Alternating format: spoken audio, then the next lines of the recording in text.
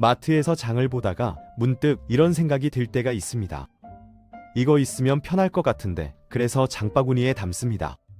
집에 돌아와서 보면 비슷한 물건이 이미 서너 개 있습니다. 옷장을 열면 입을 옷이 없다고 느끼지만 실제로는 옷이 가득합니다. 책상 서랍에는 언젠가 쓸 것 같은 물건들이 쌓여 있고, 침대 밑에는 박스들이 차곡차곡 쌓여 있습니다. 그런데 어떤 사람들은 전혀 다른 방식으로 살아갑니다. 옷장에는 정말 자주 입는 옷 몇 벌만 걸려 있고, 주방 조리대에는 거의 아무것도 없습니다. 그들은 이렇게 살면서 오히려 더 편하다고 말합니다. 오늘은 왜 어떤 사람은 물건을 쉽게 버리고 어떤 사람은 버리지 못하는지, 그 심리학적 이유에 대해 이야기해 보겠습니다.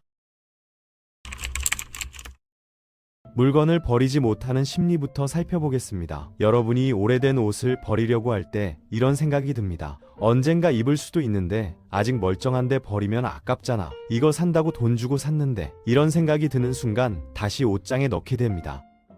심리학에서는 이걸 매몰 비용 오류라고 부릅니다. 이미 쓴 돈이나 시간 때문에 합리적인 판단을 못하는 겁니다. 그 옷을 3년간 한 번도 안 입었다는 사실보다 5만 원 주고 샀다는 사실이 더 크게 느껴지는 거죠. 버리는 순간 그 5만 원이 완전히 날아가는 것처럼 느껴집니다. 여기에 손실회피 심리도 작동합니다. 인간의 뇌는 무언가를 얻는 기쁨보다 잃는 고통을 2배 이상 크게 느끼도록 설계되어 있습니다. 물건을 버린다는 건 뇌에게 손실로 인식됩니다. 새 물건을 사는 건 기분이 좋지만 물건을 버리는 건 고통스러운 이유입니다. 더 흥미로운 건 물건에 감정이 담긴다는 점입니다. 그냥 티셔츠가 아니라 대학교 MT 갔을 때 산 티셔츠가 됩니다. 그냥 머그컵이 아니라 친구가 생일 선물로 준 머그컵이 됩니다. 물건 자체가 아니라 그 물건에 담긴 기억과 감정 때문에 버리지 못하는 겁니다. 심리학에서는 이걸 소유 효과라고 부릅니다. 내가 소유한 순간부터 그 물건의 가치가 실제보다 훨씬 크게 느껴지는 현상입니다. 실험을 해보면 재미있는 결과가 나옵니다. 사람들에게 머그컵을 나눠주고 얼마에 팔 의향이 있는지 물어봤더니 평균 1만 원이라고 답했습니다. 하지만 같은 머그컵을 받지 않은 사람들에게 얼마에 살 의향이 있는지 물어봤더니 평균 4천 원이라고 답했습니다. 같은 물건인데 소유 여부에 따라 가치가 2배 이상 차이 나는 겁니다. 그래서 중고거래를 할 때도 이런 일이 벌어집니다. 팔려는 사람은 이 물건이 얼마나 좋은지 강조하지만 사려는 사람은 그냥 중고일 뿐이라고 생각합니다. 팔려는 사람의 눈에는 자신이 아껴 쓴 물건으로 보이지만 사려는 사람의 눈에는 누가 쓰던 헛 물건으로 보이는 거죠. 또 다른 이유는 미래에 대한 불안입니다. 지금은 안 쓰지만 나중에 필요할 수도 있다는 생각이 계속 듭니다. 실제로 필요한 경우는 거의 없지만 뇌는 그 가능성을 과대평가합니다. 혹시 몰라 라는 생각이 집을 채우는 가장 큰 이유 중 하나입니다. 심리학자들은 이걸 불확실성에 대한 불안이라고 설명합니다. 미래를 완벽하게 예측할 수 없기 때문에 뇌는 최대한 많은 선택지를 확보하려고 합니다. 물건을 버리면 그 선택지가 사라지는 것처럼 느껴지는 거죠. 그래서 실제로는 쓸 일이 거의 없는데도 계속 보관하게 됩니다. 여기에 정체성의 문제도 있습니다. 우리는 무의식적으로 물건을 통해 자신을 표현합니다. 책이 많으면 지적인 사람처럼 보이고, 운동기구가 있으면 건강한 사람처럼 느껴집니다. 악기가 있으면 음악을 하는 사람처럼 보이고, 카메라가 있으면 사진작가처럼 보입니다. 문제는 실제로는 그 물건을 안 쓴다는 겁니다. 책은 먼지만 쌓이고, 운동기구는 빨래거리가 되고, 악기는 구석에서 잠만 잡니다. 하지만 버리지 못합니다. 그 물건을 버리면 그런 정체성도 함께 포기하는 것처럼 느껴지기 때문입니다. 심리학에서는 이걸 이상적 자아와 현실 자아의 괴리라고 부릅니다. 내가 되고 싶은 사람과 실제 나 사이의 간극을 물건으로 메우려는 시도입니다. 기타를 사면 기타 치는 사람이 될 것 같고, 러닝화를 사면 운동하는 사람이 될 것 같습니다. 하지만 물건은 행동을 만들지 않습니다.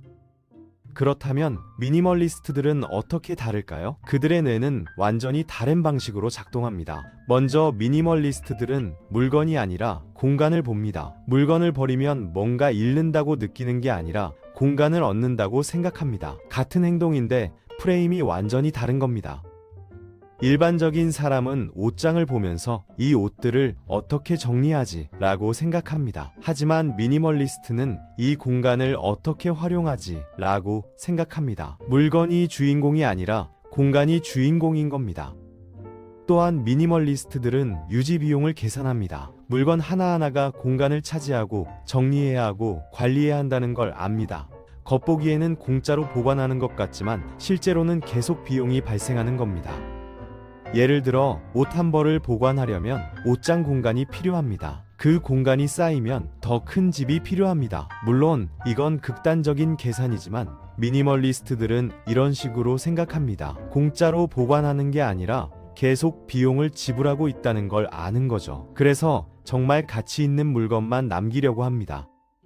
정신적 공간도 마찬가지입니다. 눈에 보이는 물건이 많을수록 내가 처리해야 할 정보도 많아집니다. 프린스턴 대학교 신경과학 연구소에서 진행한 연구를 보면 이게 명확하게 드러납니다. 연구진은 사람들에게 정돈된 환경과 어질러진 환경에서 작업을 하게 했습니다.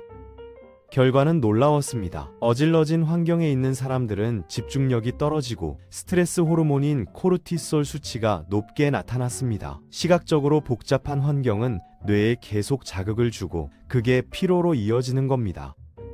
반면 미니멀한 환경에 있는 사람들은 집중력이 높아지고 의사결정이 빨라졌습니다. 선택지가 줄어들수록 결정 피로가 줄어들기 때문입니다. 유명한 사례가 스티브 잡스와 마크 저커버그입니다. 그들은 매일 같은 옷을 입었습니다. 아침마다 뭘 입을지 고민하는 에너지를 아껴서 더 중요한 결정에 쓰려는 거죠. 이건 결정 피로라는 심리학 개념으로 설명됩니다. 하루에 내릴 수 있는 결정의 양은 한정되어 있습니다. 아침에 뭘 입을지, 아침 메뉴는 뭘로 할지, 출근길에 어느 길로 갈지 같은 사소한 결정들이 쌓이면 정작 중요한 결정을 내릴 때 판단력이 떨어집니다. 그래서 미니멀리스트들은 일상적인 선택을 최소화하려고 합니다. 옷은 비슷한 스타일로 몇 벌만 두고 아침 메뉴는 정해놓고 출근길도 같은 길로 갑니다. 루틴을 만들어서 결정할 것들을 줄이는 겁니다. 흥미로운 점은 미니멀리스트들이 물건 자체를 싫어하는 게 아니라는 겁니다. 오히려 자신이 가진 물건에 대한 애착이 더 강할 수 있습니다. 100개 중 하나가 아니라 10개 중 하나이기 때문에 각 물건의 의미가 더 크게 느껴지는 거죠. 실제로 많은 미니멀리스트들이 좋은 물건에 투자합니다. 싸구려 티셔츠 10장보다 좋은 티셔츠 2장을 삽니다. 플라스틱 그릇 20개보다 도자기 그릇 5개를 삽니다. 개수는 적지만 품질은 높은 걸 선택하는 겁니다.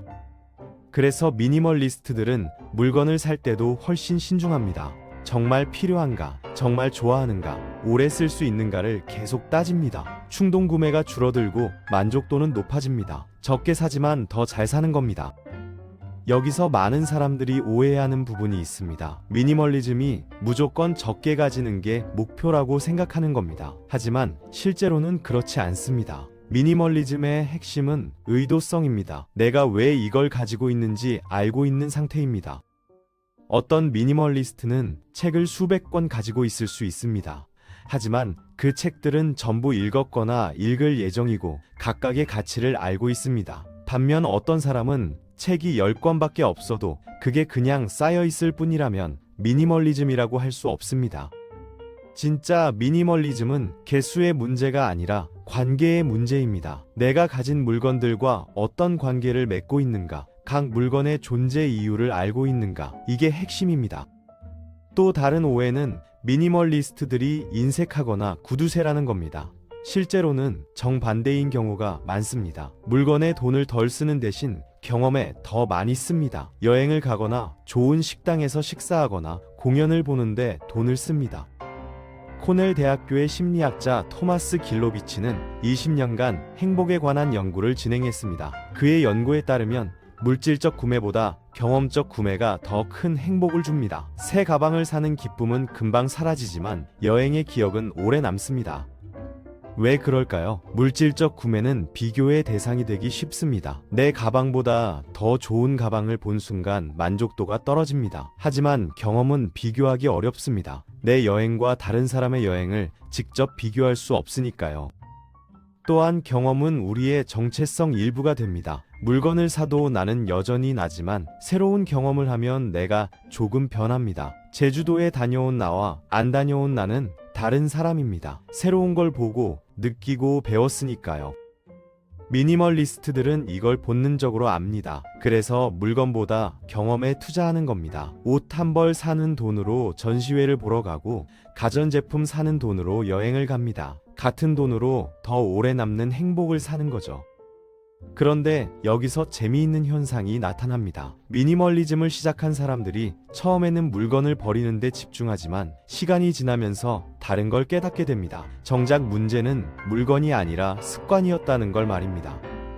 옷장을 비워도 또 채워집니다. 왜냐하면 쇼핑하는 습관이 그대로니까요. 책상을 정리해도 또 어질러집니다. 왜냐하면 물건을 제자리에 두지 않는 습관이 그대로니까요. 그래서 진짜 미니멀리즘은 물건을 버리는 게 아니라 사지 않는 습관을 만드는 겁니다. 여기서 더 깊은 질문이 생깁니다. 왜 우리는 계속 물건을 사게 될까요? 심리학에서는 이걸 보상 체계의 문제로 봅니다. 스트레스를 받거나 불안할 때 쇼핑을 하면 일시적으로 기분이 좋아집니다. 뇌에서 도파민이 분비되기 때문입니다.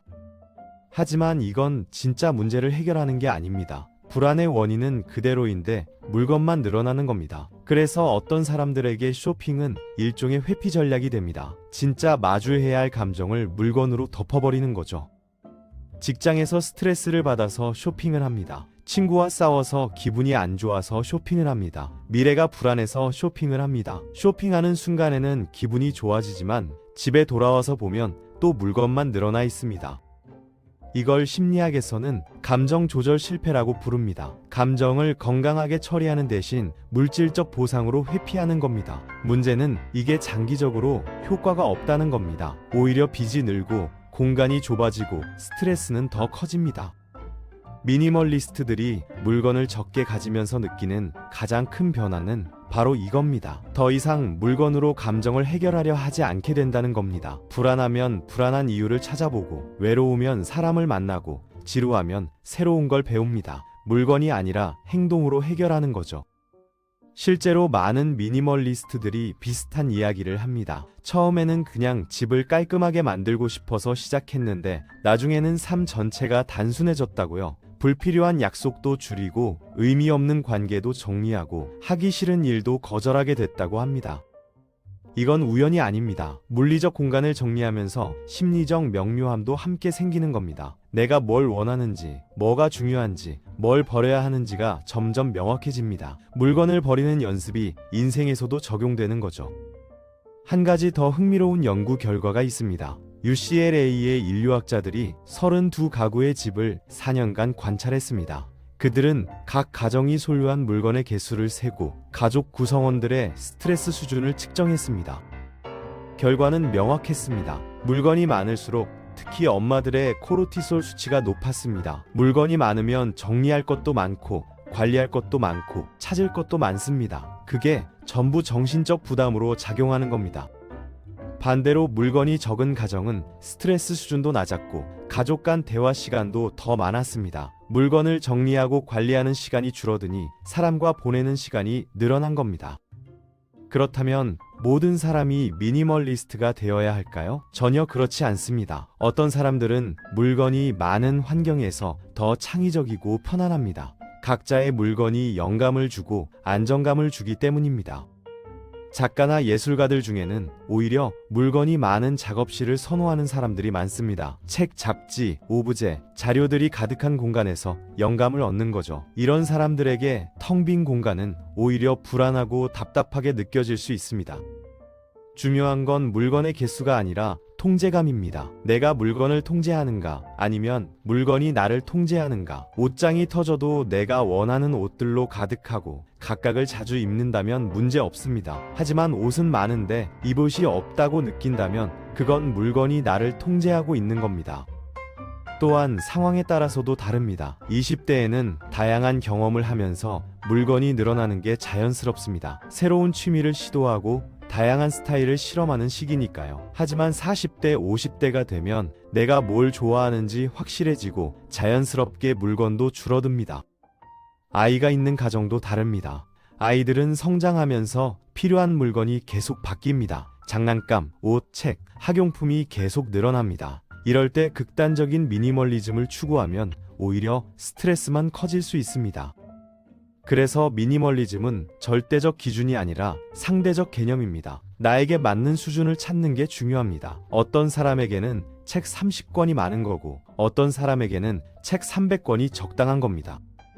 특히 한국 사회에서는 더 조심해야 할 부분이 있습니다. 집이 좁다는 이유로 미니멀리즘을 강요받는 경우가 많습니다. 하지만 미니멀리즘은 선택이지 필수가 아닙니다. 좁은 공간에서도 자신이 좋아하는 물건들로 가득 채워 사는 게 더 행복할 수 있습니다. 또한 한국에서는 미니멀리즘이 경제적 능력의 표시로 받아들여지기도 합니다. 비싼 물건 몇 개만 가진 사람이 더 여유로워 보인다는 인식이 있죠. 하지만 진짜 미니멀리즘은 돈과 무관합니다. 저렴한 물건이든 비싼 물건이든 자신에게 의미 있는 것만 남기는 게 핵심입니다.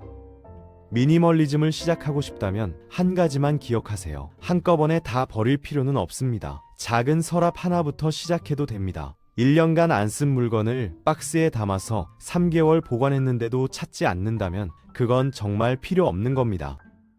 버리는 게 어렵다면 일단 눈에 안 보이게 치워두세요. 몇 달 지나도 그게 어디 있는지 기억나지 않는다면 그때 버려도 늦지 않습니다. 천천히 하나씩 줄여가다 보면 어느 순간 집이 가벼워지고 마음도 가벼워집니다. 중요한 건 물건의 주인이 되는 겁니다. 물건이 여러분을 소유하는 게 아니라 여러분이 물건을 소유하는 거죠. 각 물건이 왜 여기 있는지 알고 언제든 보낼 수 있는 상태. 그게 진짜 미니멀리즘입니다. 마지막으로 이 사실을 기억하세요. 미니멀리즘은 물건을 버리는 게 아니라 선택하는 겁니다. 무엇을 가질지 선택하는 과정입니다. 그리고 그 선택은 각자 다를 수밖에 없습니다. 어떤 사람에게는 책 100권이 필수이고 어떤 사람에게는 옷 100벌이 필수입니다. 어떤 사람에게는 텅 빈 공간이 평화이고 어떤 사람에게는 가득 찬 공간이 안정입니다. 중요한 건 그게 진짜 내 선택인가입니다. 만약 여러분이 지금 집안의 물건들 때문에 스트레스를 받고 있다면 한번 물어보세요. 이 물건들을 내가 정말 원해서 가지고 있는 걸까? 아니면 그냥 버리기 귀찮아서, 아까워서, 불안해서 쌓아두고 있는 걸까? 답이 후자라면 조금씩 변화를 시도해보세요. 물건을 줄이는 게 목표가 아닙니다. 내 삶을 내가 통제하고 있다는 느낌을 되찾는 게 목표입니다. 물건 때문에 스트레스 받지 않고 내가 정말 중요하게 여기는 것들에 집중할 수 있는 상태. 그게 바로 우리가 원하는 삶입니다. 오늘 영상이 도움이 되셨다면 구독과 좋아요 부탁드립니다. 마음연구실이었습니다.